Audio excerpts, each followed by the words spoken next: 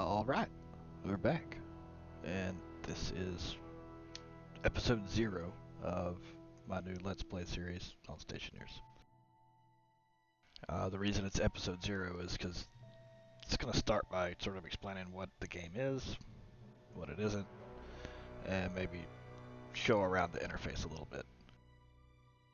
I'll probably be putting this stuff on YouTube as well. I don't know if I'll download it first and edit it, clean it up, or just put the raw stream on there. But, yeah, so this is Stationeers. Now, Stationeers is an early access um, survival crafting game, near future, somewhat hard sci-fi, not super hard. There's a little bit of hard science in it, but most of it is kind of an abstraction. You build a lot of your gear out of machines that are basically 3D printers that can print themselves. So let me load an existing save first so I can sort of show you around how the game works.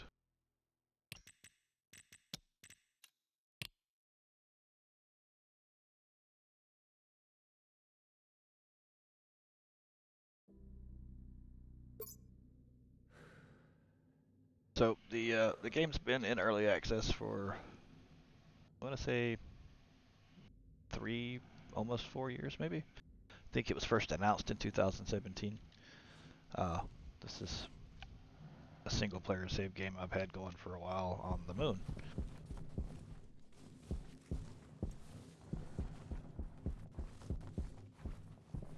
And there's Earth. The art style in the game. So when I first heard about the game, I thought it sounded like something I was really interested in. I checked it out and I saw the art style and I said, well, yeah, this looks a little cartoony, maybe kidsy. It reminds me of the old Playmobil Little People toys. I don't know if anybody remembers those. I guess they're still around somewhere. But um, what I discovered is the art style that actually plays into the gameplay style, because everything is kind of chunky and blocky, but it's a uniform art style and it's well done. And that chunkiness allows you to have things like this.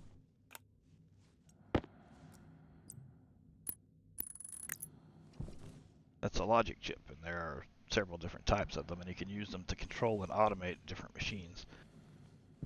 And machines like these that are used to construct the different parts that you need to build your base. And some people compare this game to like Space Engineers, except in this case, Space Engineers tends to be focused more on building ships and kind of bases. This is more about building bases specifically. Uh, you have to have atmospherics. You have to have things like food and water. So you need a greenhouse. You have to smelt your own materials that you mine ore for. You have to do power generation. So up here I've got solar panels here, and there's various ways to generate power, but that's the easiest probably.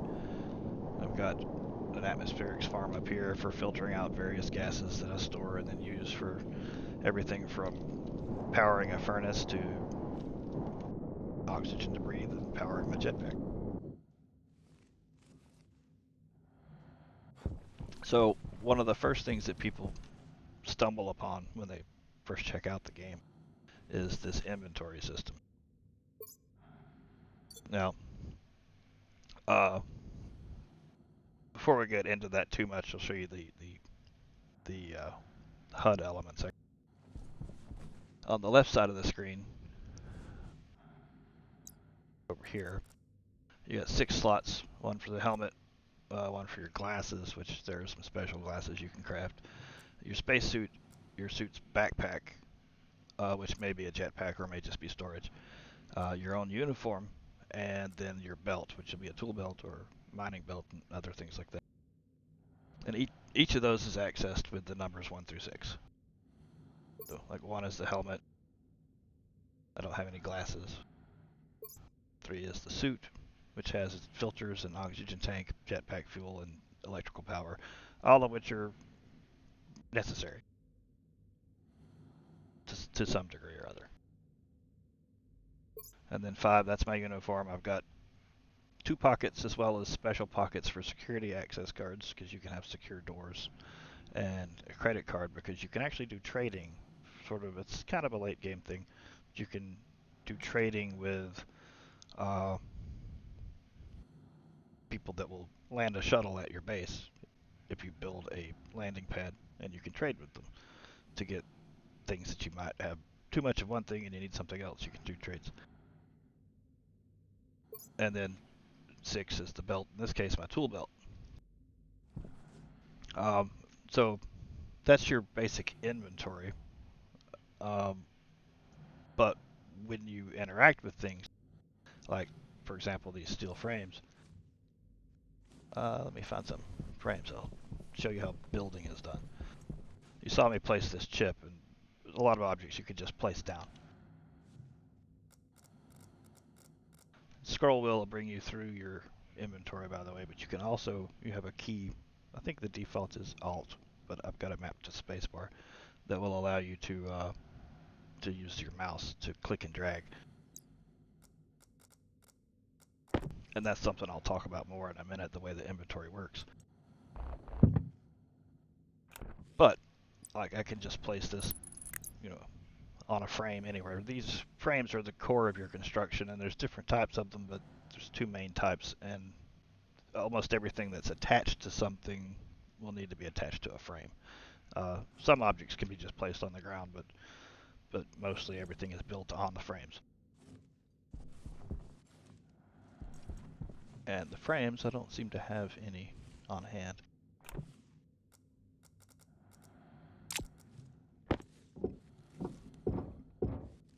The frames are built like that initially.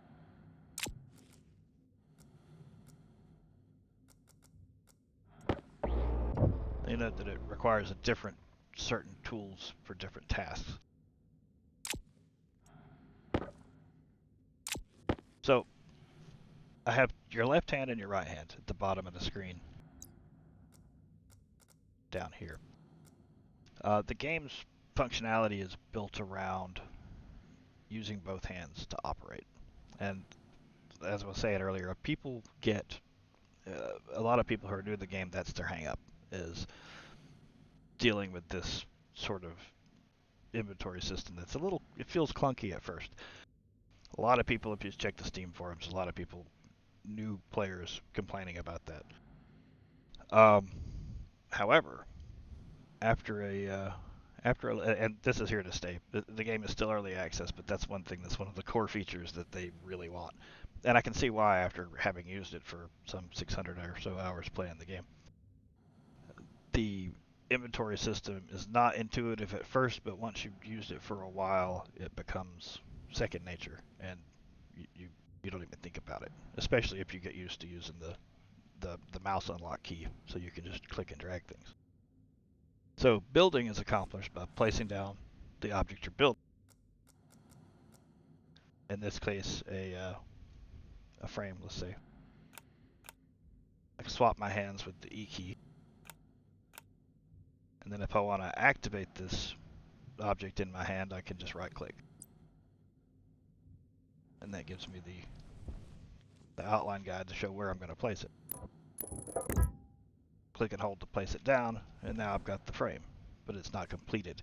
In this case, it's just the bare framework. And now I need a welder, and in my right hand I have steel sheets that are required to finish constructing it. And if I don't have those, it will prompt me. It says requires steel sheets in your right hand. So with the welder in hand and turned on, which it's always on, this is a arc welder, I can use one steel sheet to construct the first level. This is sufficient for attaching things to it in basic construction, but it's not airtight, obviously. That would be airtight. And the steel frames, they're not, they're early game construction materials, but they're not the most basic construction materials. However, they are better because they use less iron to produce, and they have a much better tolerance to pressure, which becomes important later on.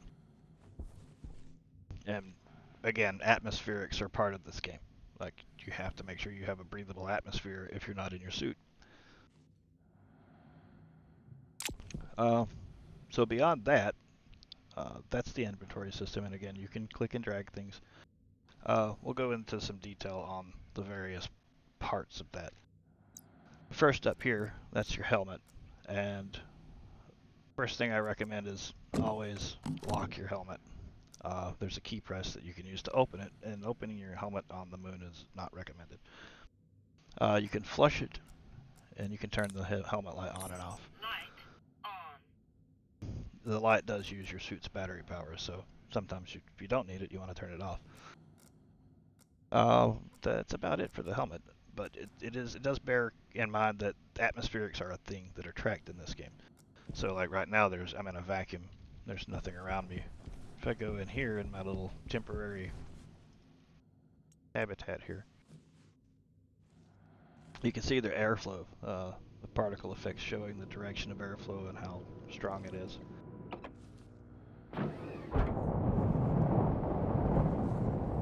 So now I'm in breathable atmosphere, and in fact I can open my helmet without problem.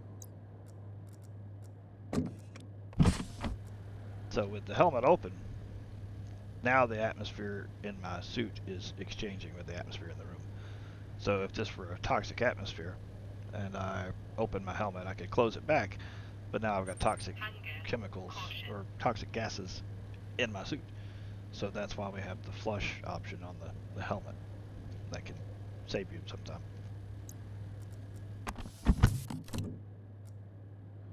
So that's the helmet.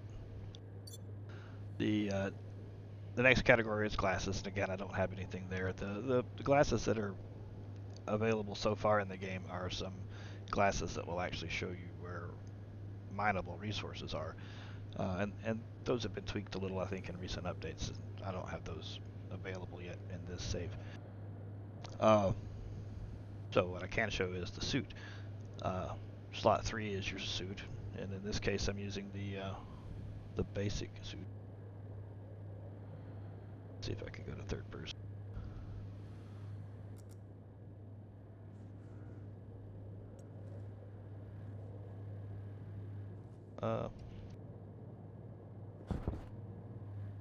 Yeah, there we go. So this suit is a little less durable than the more advanced suit that you can build, but the more advanced suit requires some sort of late game materials.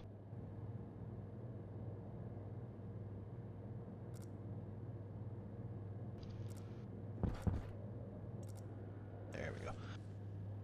So your suit has, in this case, 6 slots. The more advanced suit has some other options. The first row of slots are your air tank, which is it's generally just pure oxygen. If you're running it, you have a pressure setting for your suit. Mine's currently set to 49 kilopascals, which is the default, or around 50. If the suit is set at a higher pressure, something closer to like Earth atmosphere, then the oxygen the concentration is too high, it becomes toxic. That's the sort of thing this game, as I understand it, I think that's the case with your suit. I've never tried running anything other than pure O2. But I believe if you set the pressure too high, then the oxygen effectively becomes toxic. But at lower pressures, the pure oxygen is fine. This is the waste tank, which will collect CO2 from your exhalation, as well as anything else that goes through these filters, which I'll talk about in a minute. And then your life support system, or life support battery, which powers the system. This is important for your helmet light and the temperature control in the suit and the filtration. On the moon, it's not super critical, but places like Europa, for example, which is one of the places you can build in the game, your batteries will suffer greatly due to the cold, and also due to the fact that they're having to heat your suit quite a bit. And then the lower row are 3 filters. These are all CO2 filters, and they have a percentage showing how used up they are. So that's the suit. Fourth is your backpack. In this case, mine is a jetpack. It has a slot for the propellant tank. I'm using nitrogen. It's one of the uses for nitrogen in the game. You start the game with a medical pill, which will basically heal damage. That's something that's intended for later. One of the things that so your character actually has lungs, and you can damage your lungs. And eventually, the developers have stated that they plan to include the ability to perform medical procedures on other players to heal them of injuries such as lung damage, or I think there was some mention of possibly even like artificial or cloned organ transplants. So, but that's a little further out. Um, so after the pill, there's some electrical cable. All of these are just open slots that I can store whatever I want in them. The only one that's specialized is the jetpack fuel slot. Jetpack critical. And you can see that it's indicated that it's for propellant. Hydration critical. Oh, so I should probably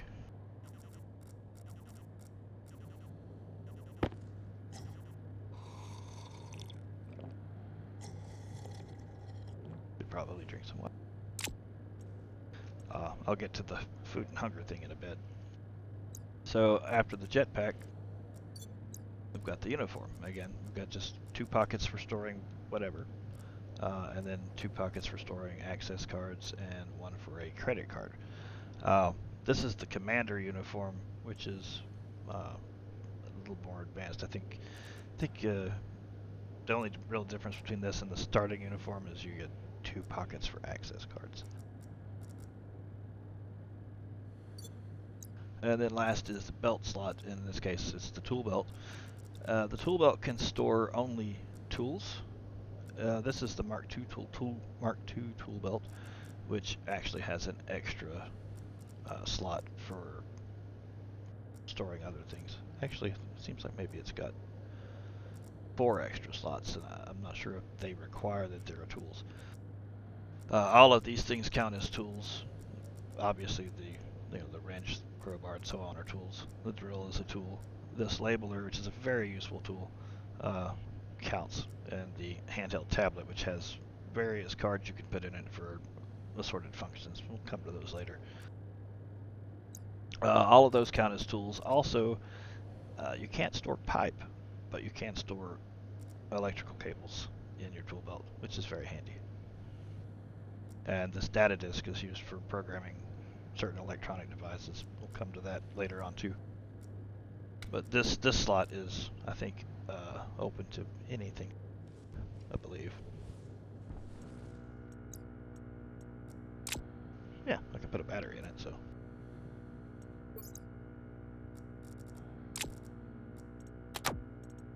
So, yeah, that's all the inventory slots. Now, on the top right corner of the screen, we have status indicators. Usually you want this to be clear. Right now my character is getting a bit hungry, so he's got a hunger notification up here. But you'll have other notifications if you're in a toxic environment, if you're too hot or too cold or thirsty, if your jetpack is low, if your jetpack is empty, if your oxygen tank is low, your waste tank is full, things like that. You get notifications here like that. And they'll either be yellow or red depending on the severity of them. Below that, we've got a variety of status indicators. This small window here, that's your hunger and your thirst. Hunger was introduced to the game, I'm guessing a year and a half ago. Thirst is probably 6 months old. the game has a bit of a time acceleration applied to it. You notice it's nighttime and we started it was nighttime, so and we've had a day pass. Uh, so your hunger and your thirst, depending on your activity level and what you're doing, the temperature, they drop at different rates. But essentially, you have to feed yourself, and you have to drink water.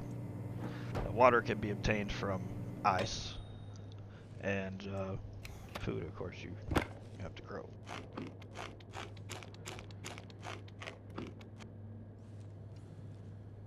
Look at me, I'm Mark Watney.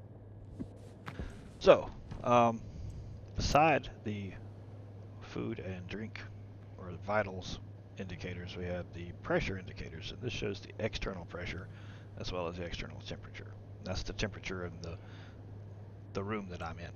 Every block of the world is tracked atmospherically. So, like this, it knows that this is a contiguous room, but it tracks each individual block of space individually. It knows what ratio of gases and how much, what pressure, and what ratios in every section. And in fact, I can stand in like this part of the room. It's a certain pressure, a certain temperature, and I can come over here. The pressure is lower, and the temperature is about the same. It's lower because this air conditioning unit is actually pulling air in here. Below that, we have a compass that shows the heading that you're looking. Now, I'm not sure if that indicates differently on other planets. Like, for example, Mars doesn't really have a strong magnetic field, but you still have a compass reading that you can use to navigate with. Getting lost in this game, if you go too far from your base and lose sight of it, that's bad. And it's happened to me several times. And then you've also got below the compass reading, you've got a speed indicator, which, 3-4 meters per second when I'm walking around, but becomes a little more important when you have the upgraded jetpack and you can move at speeds that are sufficient to damage or destroy your suit or cause injury to you. And then the last column, at the top, we have our internal settings. We've got the target setting for the suit's pressure and the current actual pressure, and a little gauge showing the safety margin. If it's in the white, you're good to go. Same with this one here. It's also got your target temperature in Celsius and the current actual temperature, 19 Celsius, is what the inside of my suit is at. Then there's jetpack information showing the thrust setting, which you can adjust over here. With these, here it is, thrust up, thrust down. And that just changes how forcefully the jetpack will thrust and how quickly it'll run through fuel, which the remaining pressure in your fuel tank is displayed here.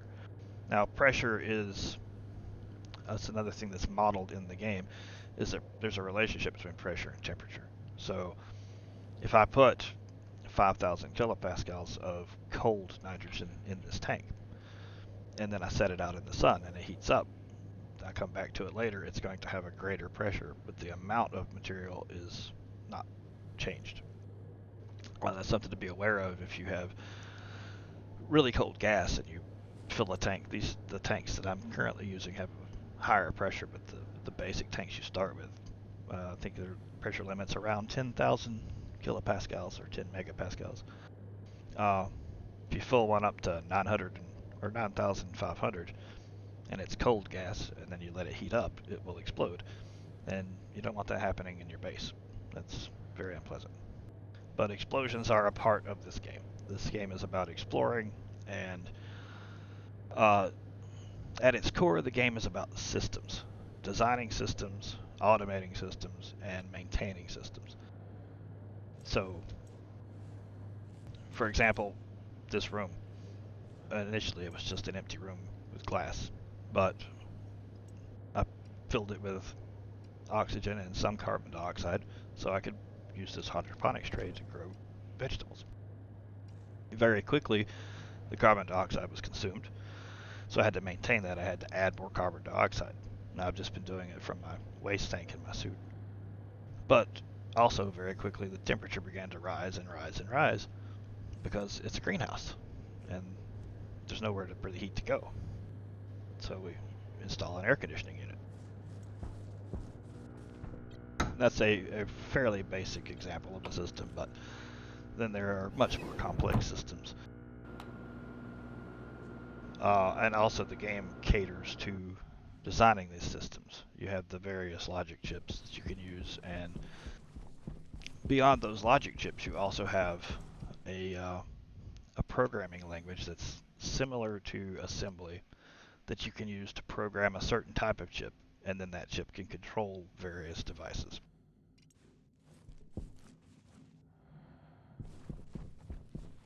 I don't have a good example of that right here. Here are some controls. These are also built in the same way that the logic chips are. We've got buttons. These are actually all built from the same device, the dials and the buttons. And what happens when these buttons are pressed or the dials are turned is determined by a variety of chips that are used to control, in this case, that furnace.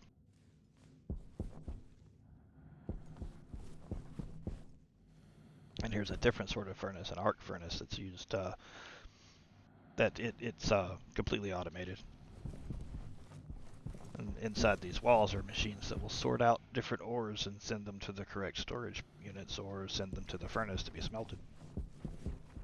And once they come out of there, they go to this building where they're stored in different silos. There's machinery in these walls that's sorting and counting and stacking. Here's a computer that you can use to control your sorters or to program a integrated circuit. Now that's a little more advanced sort of stuff, but it's once you get your head around the basics of it, it's really not that difficult. So that's the core, I guess, interface for the game. The gameplay loop is essentially you start with minimal supplies, but you have a few tools and you're able to build this. This is your first machine, it's the auto lathe, and most of what you build either comes out of one of those machines or this one, and those machines come out of this one, as well as if you need more auto lathes. If you lose this machine, if it's destroyed, and you don't have another one, you can't make another one. Well, I don't think you can. It might be possible with this machine. I'm not sure.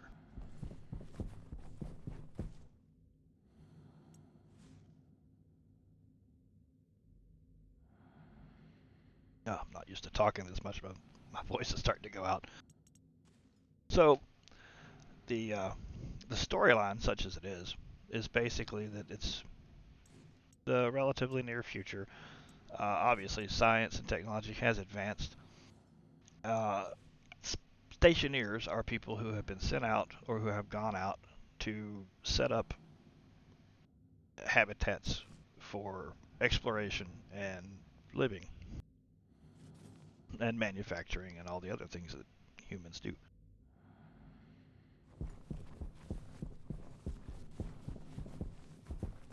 And when you arrive, you have a small lander, which we'll see later on when I actually get started. And it has some storage crates with your tools and supplies and everything else you build. And it builds pretty quickly. The survival aspects are most felt early on.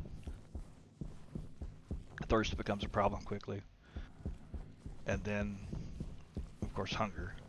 Your suit will contain enough oxygen to sustain you for quite a while. But thirst and hunger are definitely early game problems. And then once you get a handle on those, then you can start worrying about oxygen production. And then you can start worrying about things like power, because you need power to run all your atmospheric filtration. All of these systems are working together in their own way to contribute to the base as a whole. And that's pretty much it. There's no combat. Well, there can be. You can actually make weapons. I believe they're in this toolmaker.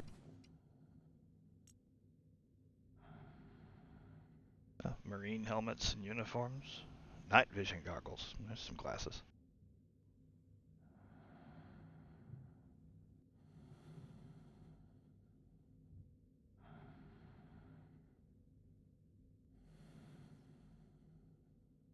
Well, I don't see them in there. But I know that the game does have like firearms in it, and also there are some basic sort of alien monster type enemies that don't normally come into play unless you activate them. Kind of like in SimCity back in the day, you could cause Godzilla to appear and start trashing your city, or a tornado, or an earthquake, or what have you, disasters. Uh, this game does have that as an option that you can go into a menu and activate an event like that. But generally speaking, the game is not really about combat. It's about trying not to blow yourself up. That's really the key. Like early on playing this, when I first got into the game, which has been 2.5 years ago, played it with my son some. We were building our first base, finding our way around, trying to learn everything. There is a bit of a learning curve to the game, and the game starts you off with some flares, like road flares, and so we had thrown a bunch on the floor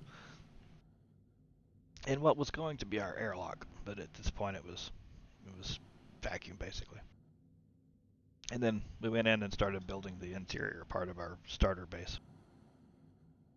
And we put oxygen in and took our helmets off, and I go, "Oh, this is great. We can take our suits off in here."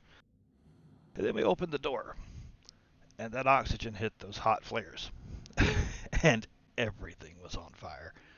Everything.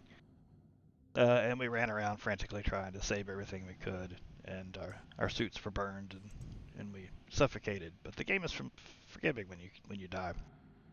In fact, dying is almost a bit of a cheat, because when you die, you can respawn and you get a full set of tools and all the things that you start with in your inventory, including batteries.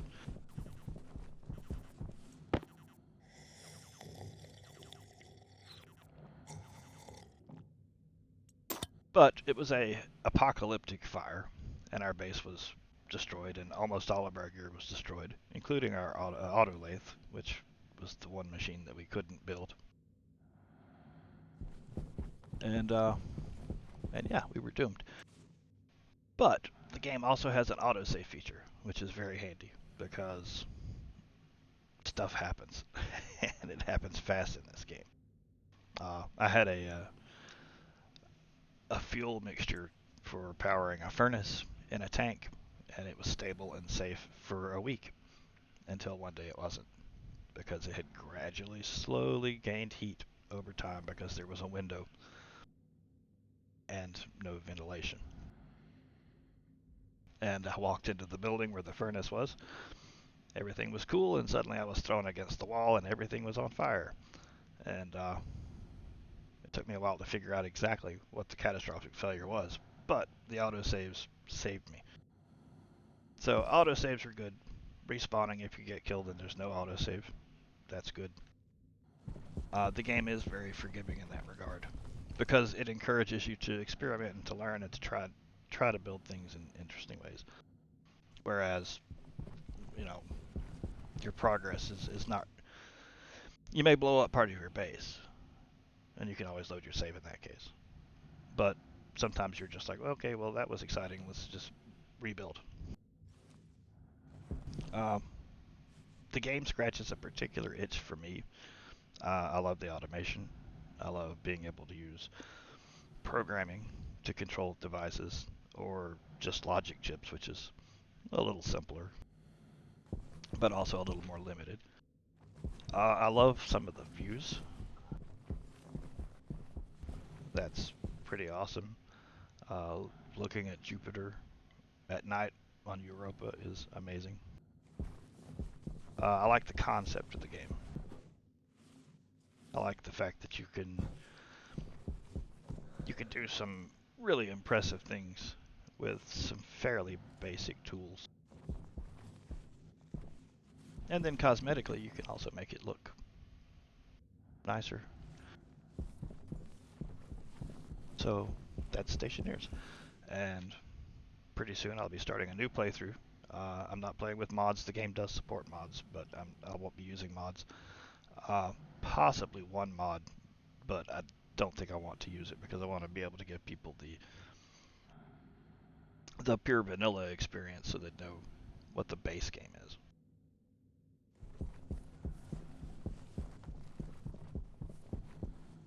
But yeah, it's pretty darn cool. I like it.